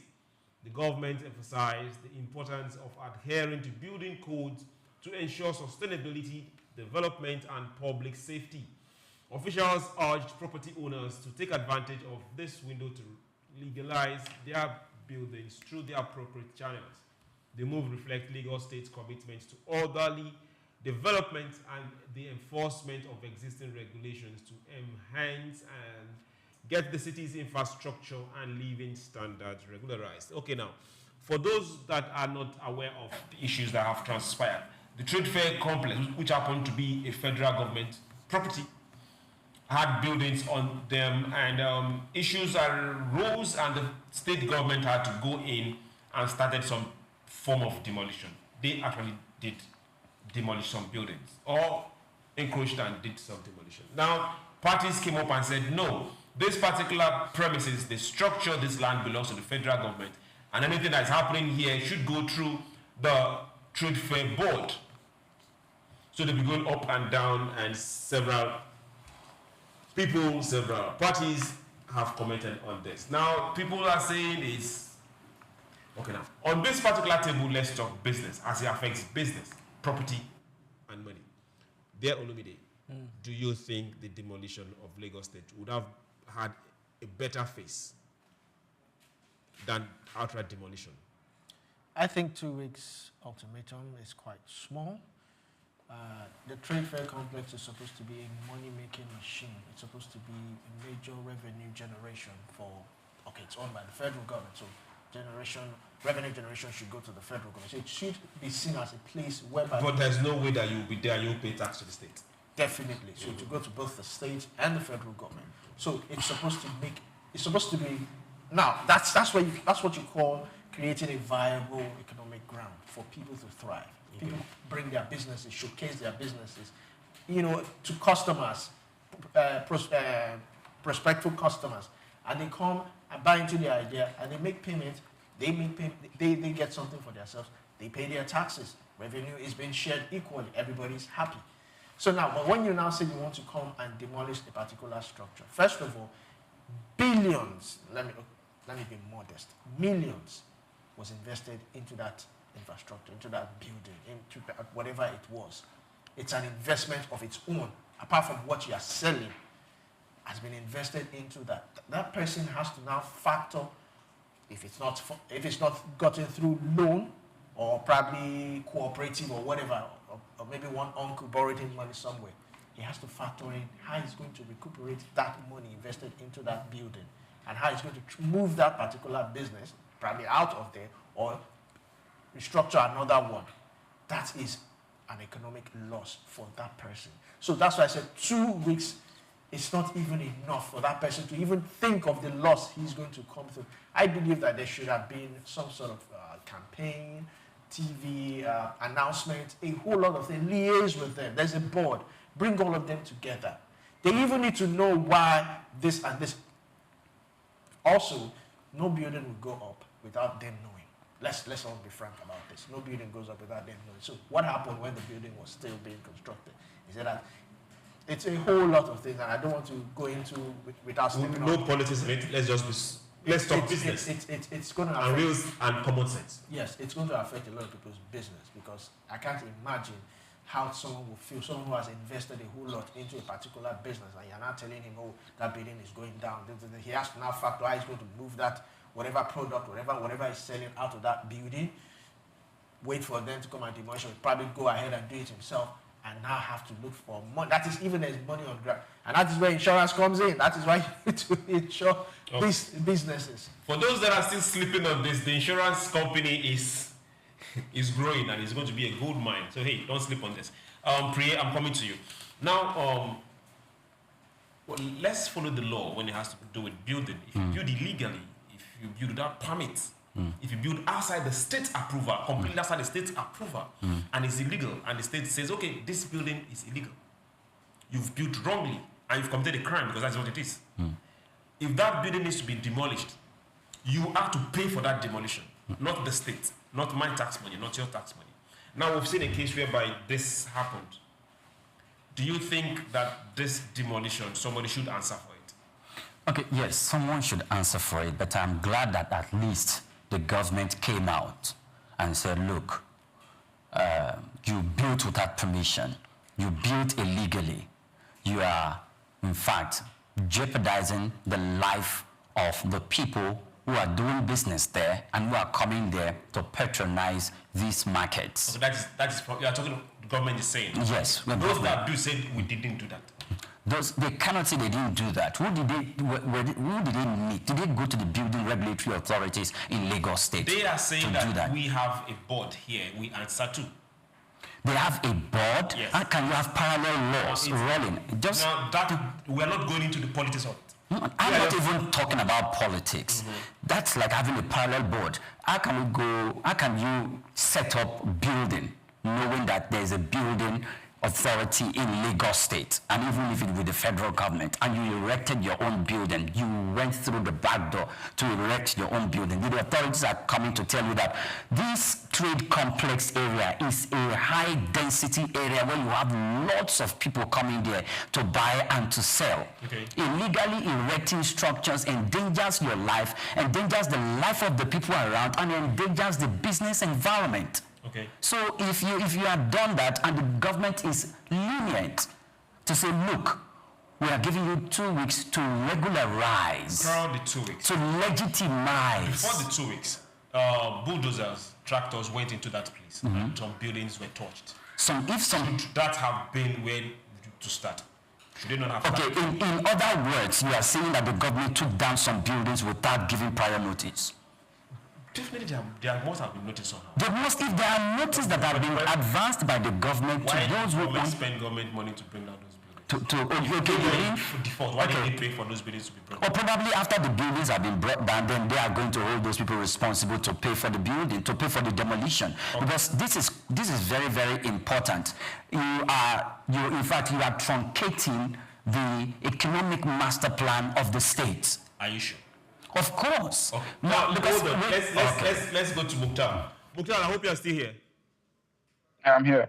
Good. We've had a whole lot of ups and downs, and now government is saying, hey, come and regularize. Olumide is of the opinion that 2 weeks is not going to be enough for that to happen, that they will need more time to get it done. And we are here talking business. Business both on the government side, business both on the trade fair side, business based also on the businessmen on ground side. What do you think should be the solution to all this issue as a businessman? Yeah, I would like to point out that the 2 weeks is an extension. Okay. There was a notice before the demolition. So this 2 weeks is coming after intervention of some politicians. And this case is going to improve our jurisprudence because there is the conflicts between, is this federal government business, is this local government business, or is this state government business? The trade fair complex is built by the federal government for periodic sales season, like a trade fair. But the trade fair complex in Lagos has been turned to an everyday market. An everyday market is under the purview of local government. So that is one. And now they are building new structures. Building of new structures in any state is on the purview of the state government. And these structures that are being brought down are structures that are built where they are not meant to be. I saw the documentary with the Commissioner for Urban Planning. Some of the buildings were built on the road, like literally, like when you open the shops, you are opening to the road, which can cause accident. Some of these buildings were built on the waterways. So, and this puts the lives and property of other people in danger, because if that place is flooded, nobody gets to use the markets. Lives may be lost. Properties of people that have done things through the right way will be done. And when every time we talk about money being invested, what happens to due diligence? If I'm a businessman and I'm a patriotic citizen of my country, I should follow all the right things to do when I want to erect anything or invest any money. So what happens to due diligence? So if I have skipped the due diligence that I'm supposed to do before I invest my money in something, then if it's been demolished, there's nothing wrong about it. And in this country, there is a law that says if you have all the right documents and all the right papers and approval, in erecting any structure, you get compensation, you get full compensation. And we've seen that from federal government to state government to local government, because there's the provision in the constitution that says even if you have done something right, the government can still say, okay, for overriding public interest, this building needs to come down. But if you have done everything the right way, you get your real compensation at the present market value, and plus inconveniences. So this should not be a conversation. We just like to glamorize breaking the law. Breaking the law is breaking the law. Some of these things in other countries, people go to jail. They don't just lose their property. They go to jail for erecting properties, because we remember we've seen so many buildings come down and there are loss of lives of so many people. Nobody is held accountable. Nobody is held responsible. These are the causes, because people just erect building without, proper monitoring and approvals. Okay, now let's still go back to where we started. Dear Lagos State, you can't be spending our tax money demolishing people's building. If they build illegally, it's their responsibility to pay for that demolition. And Please. if they don't? You said? And if they don't? No, if they don't. No. Please, I don't know if I'm communicating well. Now, for everybody out there, remember that Lagos State we have a whole lot of waterways, and we have a whole lot of channels, a lot of canals, and we need to follow the plan. And for every conflict, there's always means of conflict resolution.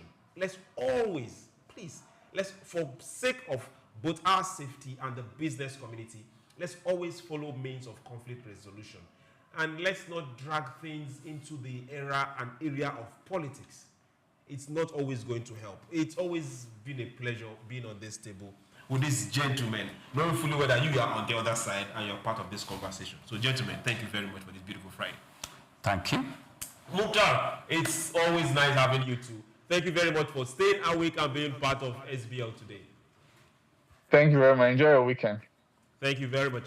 Now, to the crew that make this happen, guys, you're awesome. To the guys in MCR, the guys behind the camera, the editors, guys, you are awesome. Thank you very much. My name is Chooks, Jorujas Chooks, and we are heading into the Friday.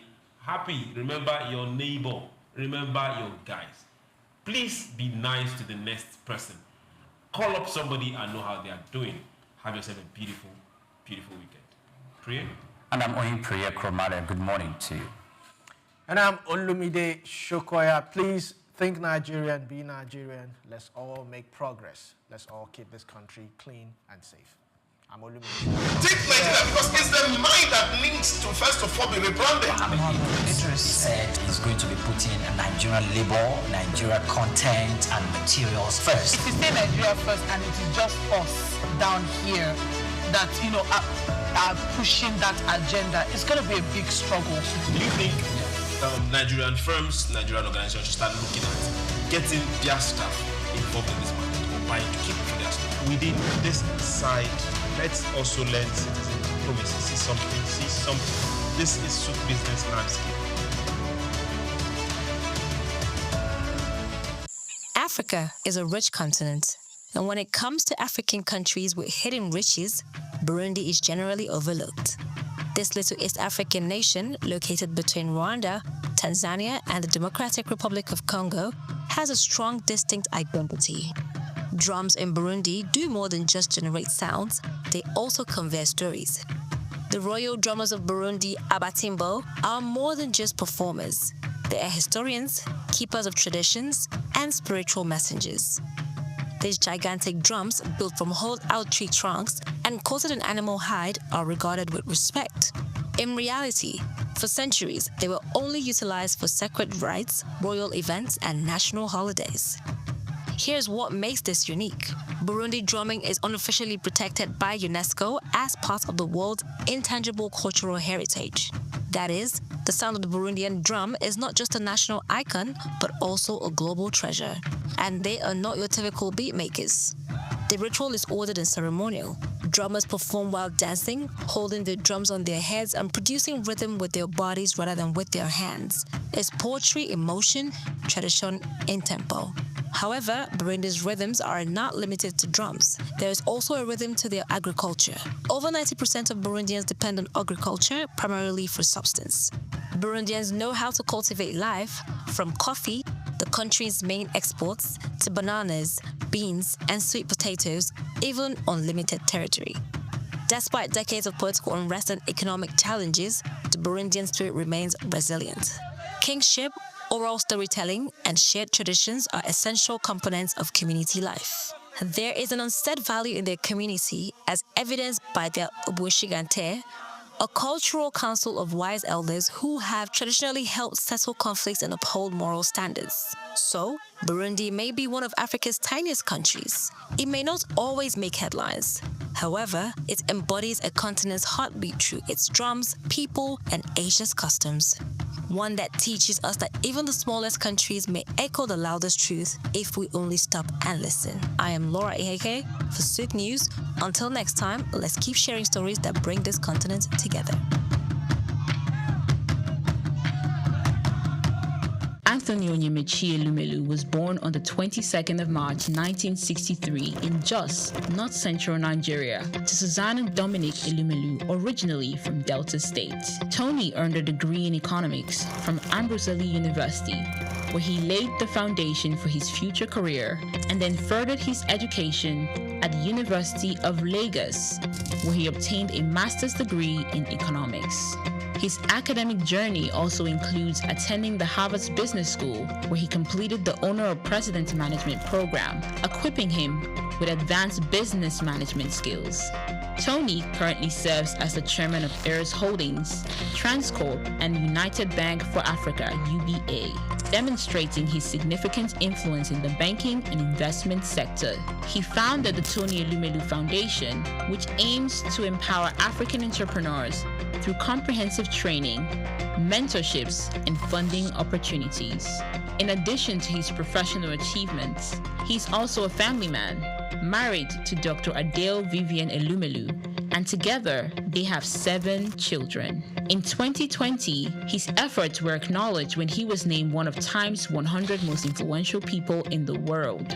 Anthony Elumelu's net worth is estimated to be around $700 million, a testament to his successful ventures and strategic investments. Elumelu continues to be a driving force in the business world, advocating for sustainable economic growth and empowering the next generation of African entrepreneurs.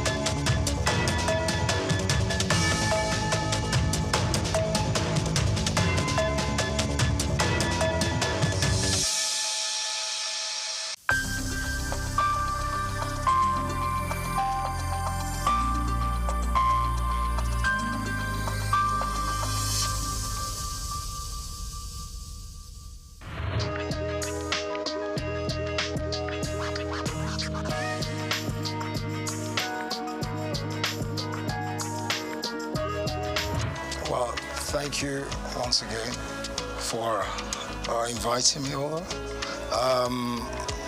What would I say? Just doing a lot of wonderful things all over the world.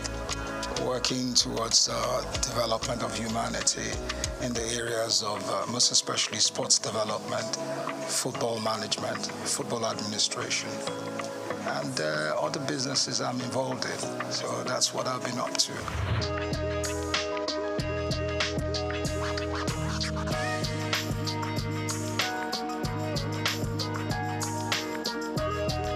Well, basically, the National Sports Commission is there to ensure that sports development is put in the proper perspective. There are a lot of papers, a lot of policy papers, a lot of things that have been put in place. So they need to go into it, look at it, and structure something positive out for the development of sports in the country. I'm sure they have all what it takes to do it, and the zeal and the power to go ahead and put those things in place. So that's basically what they need to do. How the implementation is key. And I know, well, one way or the other, they should have the wherewithal to do it. So I wish them all the best.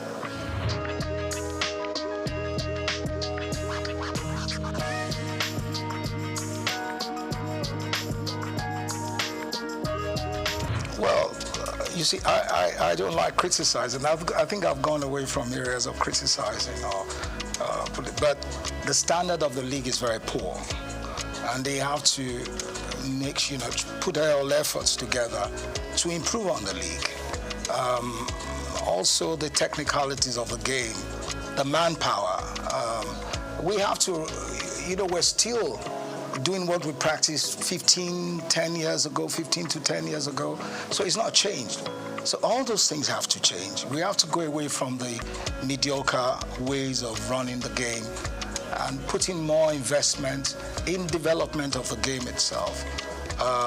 In the clubs have to be, it's so sad that we in Nigeria prefer to watch the Premier League compared to the Nigerian Premier League.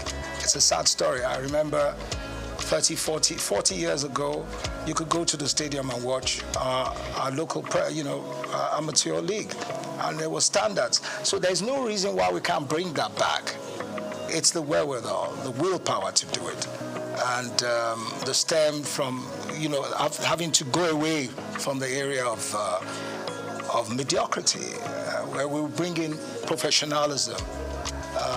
We have the people that can do it, without any doubt. But for the system to allow them come in and do those things is another question.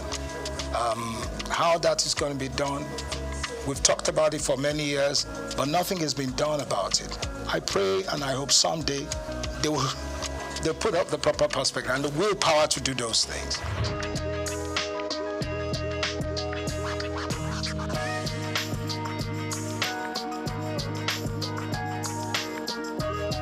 When it comes to grassroots football, we really have to start with kids from a very early age.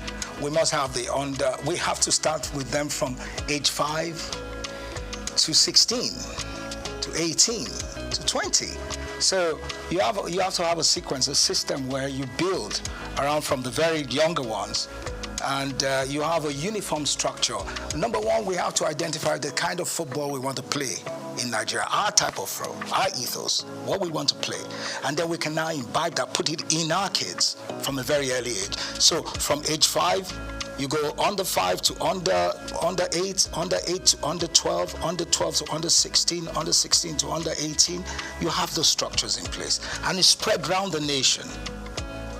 Now, where it's not the under 5 or under 18 where you put a 20-year-old or 25-year-old. You have to have a system where those kids are registered and we can monitor them from a very early age. You understand me? Where we don't cheat, where we bring in the right age and we train them to perform at different age group levels. And going into from there and then going into the national sides, so we can start playing the under 10, under 15, or under 16, under 18. You understand me? So those structures have to be in place, which we don't have today. There must be uniformity.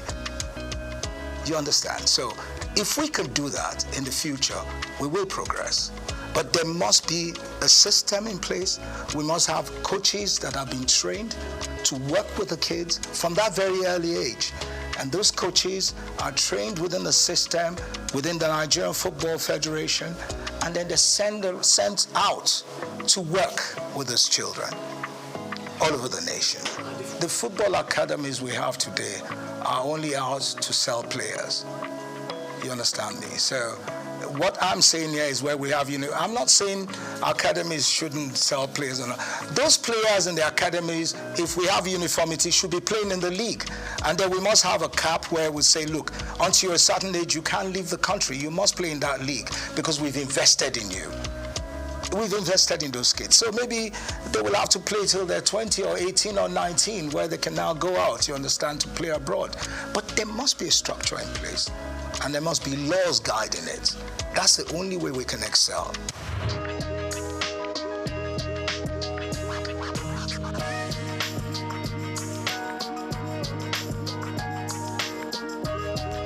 It also goes to it also goes back to what I've been saying. The girls, the female team in Nigeria today, I believe the girls, I call them girls or ladies, are the ones that will ever win the World Cup first. They got the capacity, they got the women football, they can win the World Cup. They've got what it takes. But then it now goes back to our attitude and the corruption in the system. You understand me?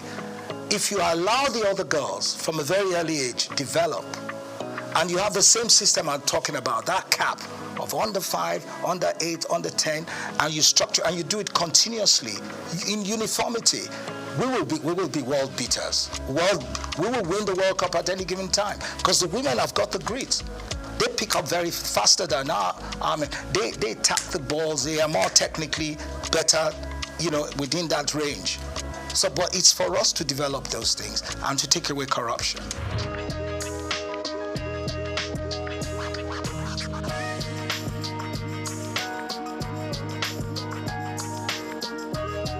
First, when we talk about indigenous coaches, what coaches do we have? You see, if you don't have a competitive league, a highly professional league, how do you want to get good coaches? You can't get good coaches. The coaches, it's not that we don't have the capacity to build good coaches. We have a lot of talents in this country that can be world beaters, that could be top coaches. I talk to young stars. Young stars will talk to you about the technicality of the game. They're very bright. Even my son, when he talks to me about football, I think he knows the game better than I do today. The technicalities of the game, you understand me? The formations, how players play back and forth. It's because you've given them the exposure. And we need to give our young stars that exposure. We need to develop them. That's what we're not doing. We have to invest in them. But for now, we have not done that. And what we're doing today is those bunch of coaches we have are not good enough to run the national team at that level of competition. I have one or two of them in America that are sound, they're there. But how many of them can you bring into the system? You understand me? Our local coaches, we need National Institute of Sports. Now, please, let's forget about the National Institute of Sports. That I use a word, it's been alamalized. That's a very poor system. It has nothing. We have nothing there. I'm serious. I'm not running anything. Our National Sports Institute is a disgrace. So we shouldn't be talking about that. Yeah. If you want to talk about a National Sports Institute, then you go to Australia and other countries and you see what it is. You see the standards. We don't have those things. Ours is archaic. Is it beyond redemption? There's nothing beyond redemption. It can be, we can work on it. We can develop it. We just have a time frame, work around it. See, there's nothing we cannot do in this country. We got everything possible to do it. It's the wherewithal. Do we have that mindset to do it? Are we ready for it? Those are the things we have to look at. Or do we want to continue with our mediocrity? But really, sincerely speaking, there's nothing impossible. We can do anything here. We've got great youngsters. We have to remove all this old, archaic way of thinking and then bring in a more modern, professional approach to things. So that's it.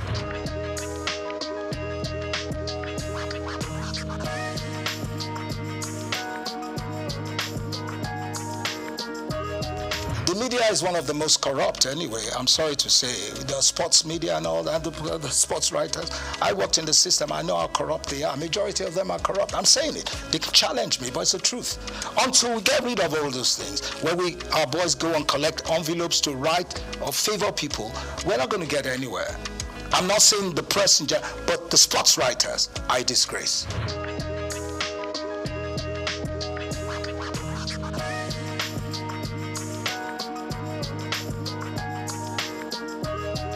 See, the supporters club is not going to do anything or develop football. This is just to travel, get things. Oh, it's fine. It's good to have fans. But what has that got to do with football development? Nothing. Supporters club is not going to do anything. They're playing their own politics. You understand me? They want to travel. That's it. Travel around the world, do things. But is that part of football development? That is not football development. So let's leave that aside. We're talking about the professional, the technicalities, what it takes to develop national sides or a proper league. Then the supporters club has nothing to do with it. Do you see, how many people do you see at stadiums in Nigeria instead of watching football? Scanty, there's nothing. It's not like in the days where in the 70s or even in the 60s, if you're going to play a game at 4:45 in the afternoon, the stadium is full to capacity. At 11 in the morning. You don't have that anymore. So what are we talking about supporters club? Is there a way we can bring that back, that passion?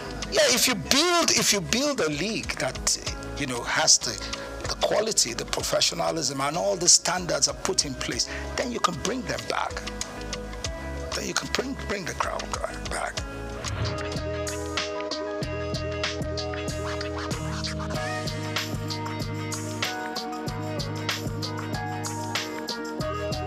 I think it's very unfair to call it lesser sports. All sports are tops. Yeah, it's very wrong to call them. They're top sports. Basketball is tops. Athletics is tops. It's very wrong. I think it's very unfair to call them lesser sports.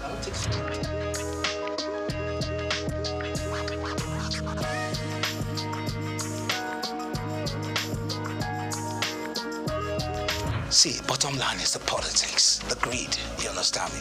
We have top talented basketball players all over the world. We can put them together. It's all about management. It's all about commitment. But you don't have those things there. It's about myself. It's all about self-aggrandization. What do I get from this? It's not about what do we do to build these teams or these athletes to be world beaters. Do you understand me? So you're not going to get anything out of it. You will never. It's the bottom line. You'll never ever get anything. So you'll always have factions, you'll always have people fighting. Why do you fight for what? If you can collectively come together to build a system, a structure for basketball, for example, because the girls are tops, they can perform, they can do far better than where they are today. I always tell you, the female teams in Nigeria will always excel in athletics, in basketball and all that. Our male are a bit arrogant and clunky in doing things, but the ladies are always more committed. They've got what it takes, but they need good management. It's not that the men can't do it too, the men can do it, but it all also evolves with good management. Taking away politics, taking away greed, not a situation where a coach is collecting money from a player to put a player in the team, or a member of the football association fighting for their children or family to play in the national team, or a member of government is asking someone to put their kids in the team. No, that's not it. Where is the nationalism? Where's that patriotism? Patriotism. I don't care where you come from. If you're good, you're good. If you're better than my own people, then my own people have to sit down and you let them, the others that can perform. Where would you have quota system in football? Where's that done? Do you understand me? So we have a lot of issues we need to resolve.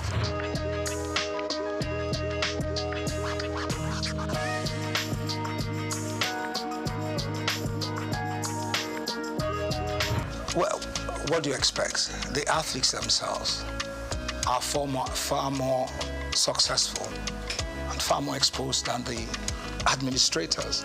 So the administrators obviously are always envious of those ones, and they make life difficult for them. Do you understand me? Where you have people that are not competent enough running a system, people that are not exposed, that haven't got the professional ethics to run the thing, that's what you get. Then the greed aspect, which is a standard norm for us in this country. Greed. Where people believe athletics is only, being a member of the Athletics Federation is all about traveling. You understand me? He wants to travel, she wants to travel. She wants to be in the, in the group of people that are going away. See, you can never get no results. They're all fighting to get something. And then they don't care about the athletes. They want to be in a delegation that's going to travel. Do you understand me?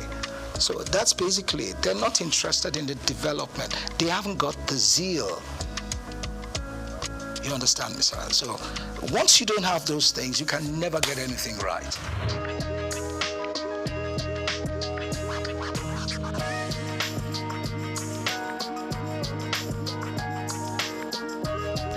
Yeah, the private sector is one.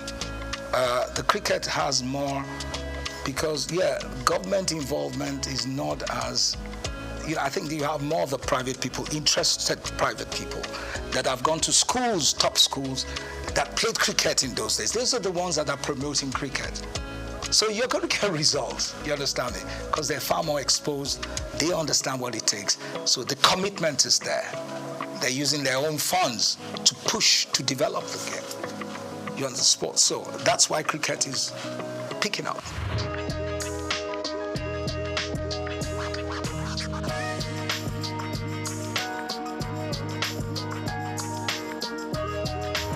Oh, you mean the National Sports Festival? I think for now we don't really need that. We need to do more with the private sector. I think the new chairman of the National Sports Commission, he seems he's an exposed person. I think he's got to sit right and see how he can profile solutions to these things and change the course of. He's got what it takes to do it. He just has to come out of that shell, come out of that darkness. I'll call it darkness, come into real light. I think he has it. But National Sports Festival, I don't think we're ready. We really need that now. We need to do more with youth development programs. You see, a National Sports Festival in those days was more interesting because